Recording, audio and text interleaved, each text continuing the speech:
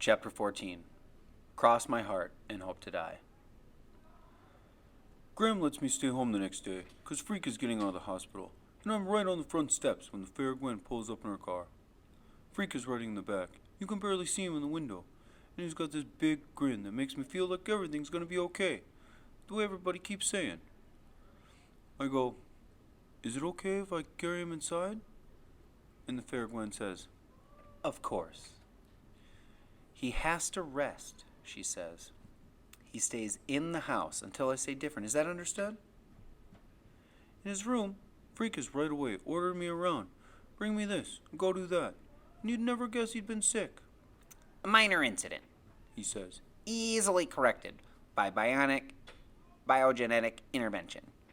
"You mean that robot stuff?" Freak goes, "Shh! The fair Gwen must not know of the plan. The very idea strikes fear into her heart." "Well, it is pretty scary," I say.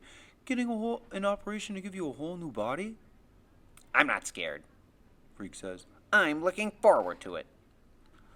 "So when does it happen?" Freak gets this faraway look, and he says, "I'm not sure. Dr. Spivak, she's my doctor. She says maybe a year or two." "But how come you need a new body?" I ask. "How come you just can't stay like you are?" Freak shakes his head, like he knows I'm not smart enough to understand. "No one stays like they are," he says. "Everybody is always changing. My problem is, I'm growing on the inside, but not on the outside." He doesn't want to talk about it anymore, which is fine with me. And in another couple of days, everything is back to normal, and we're going to school like always. And everything is going real good until Christmas vacation, when, if you'll excuse the expression, all hell breaks loose. I'm in the down under, trying to get the stupid wrapping paper to cover the stupid presents I got for Graham and Grim, when this shouting starts upstairs. Understand, Grim never yells at Graham. Not that I can ever remember. And Graham, well, the worst thing she ever does is cry when she's mad. But somebody sure is yelling up there, and so I sneak up the stairs, and I don't even have to put my ear to the door. That's how loud it is. "Over my dead body, you will!" That's Graham yelling, and her voice is big and full of tears. Grim's voice isn't nearly as loud, and I open the door a crack to hear whatever it is that made Graham so mad. "I have an obligation," he's saying. "A man has to protect his family." "Not with a gun," Graham yells. "Not in this house. I won't have it. Oh, I can't stand it. How could they do this to us? How could they?" "He fooled them," Grim is saying. "Just like he fooled Annie. Just like he fooled us once upon a time. Never again, though. That man tries to set foot in this house, I aim to shoot him." "No guns," Graham says. "You don't know about guns." "Of course I do. I was in the army, wasn't I?" "That was 30 years ago. I know what will happen. Don't you think I've dreamt about it for the last 8 years? He'll come here, and he'll take that gun away from you, and then he'll do the shooting." By now, I've figured out who they're talking about, and I guess you have too.